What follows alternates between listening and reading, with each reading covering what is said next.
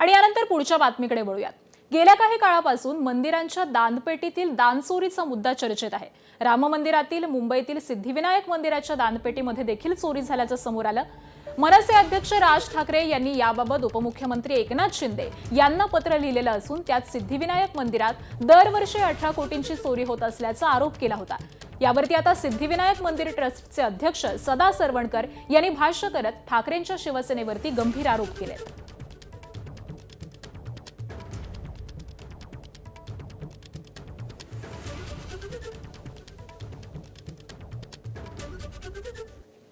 चोरी करणारे जे प्रमुख होते त्यांना विशाखा राऊत यांनी नोकरीला ठेवलं होतं आणि त्यांच्या ते जवळचे होते।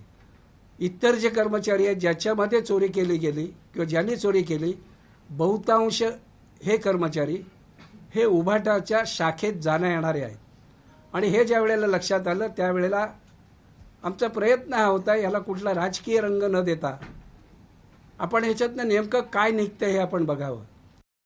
भटजींना आपण जे काही दानपेटीत टाकल्यानंतर पैसे देतो दक्षिणा म्हणून, ही दक्षिणा आमच्या नियमाप्रमाणे अर्थात JR आहे तो त्यांनी ते पैसे पुन्हा दानपेटीत टाकले पाहिजेत। ते त्यांनी दानपेटीत टाकायला सुरुवात केली। भटजींच्या आम्ही बैठका घेतल्या आणि अचानक ही रक्कम एवढी वाढली ती साधारणतः 97 लाखापर्यंत आठवड्याला वाढत होती।